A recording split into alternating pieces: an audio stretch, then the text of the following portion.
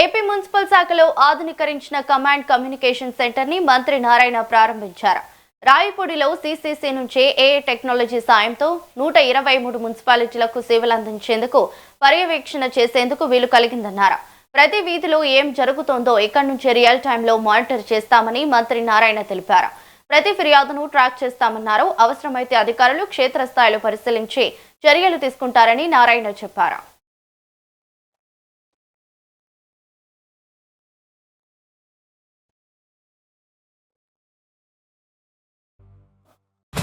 Drinking water, స్వచ్ఛమైన water ప్రతి ఒక్కరు కోరుకుంటారు.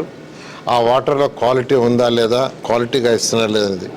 మూడోది, గుంటలు లేని రోడ్లలో గుంటలు లేకుండా ఉండే విధంగా ఆ లైట్స్ మెయిన్గా ఇవి కోరుకుంటారు. వీటి తర్వాత నెక్స్ట్ పార్కులు కావచ్చు, అనేకమైన మున్సిపాలిటీ యొక్క బాధ్యతలు ఉన్నాయి. ఈ యొక్క వీటిలన్నిటి కూడా సెంట్రలైజ్డ్గా ఇక్కడి నుంచి మానిటరింగ్ చేయటం. 123 మున్సిపాలిటీస్లో ఏ వార్డులో ఏ వీధిలో ఏం జరుగుతుందనేది మానిటరింగ్ చేసే విధంగా ఒక సిస్టమ్ని డెవలప్ చేశారు.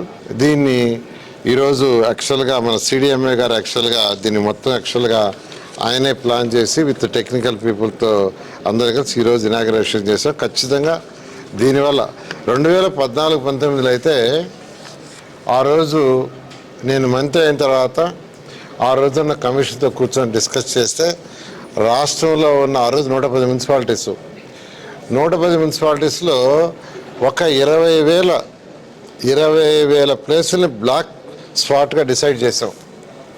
బ్లాక్ స్పాట్స్ అంటే రోజు ఎక్కువగా చెత్త తీసుకొచ్చేయటం, క్లీన్ కానివి, హోటల్స్ ఉండే దగ్గర, హాస్పిటల్స్ ఉండే దగ్గర, మార్కెట్ ప్లేస్లో, అటువంటి 110 మున్సిపాలిటీస్లో 20,000 మేము టార్గెట్ పెట్టుకున్నామంటే ఈ బ్లాక్ స్పాట్స్ అన్నిటి గ్రీన్ స్పాట్స్గా మార్చాలంటే మోర్ ఫోకస్ ఆన్ దట్. ఎక్కువ ఫోకస్ అంటే రెగ్యులర్గా ఎవరైతే క్లీన్ చేస్తుంటారో ఆ క్లీన్ చేసే ముందు యాక్చువల్గా ఫోటో తీసి అప్లోడ్ చేయాలా, క్లీన్ చేయగానే మళ్ళీ ఫోటో కొట్టాలా. ఆ టైమింగ్స్ ఆటోమేటిక్గా రికార్డ్ అయ్యి విత్ జియో కోఆర్డినేట్స్ అలాగ యాక్చువల్గా చేయటం వల్లనే 2014-19లో సిస్టమ్ అలా డెవలప్ చేసాం.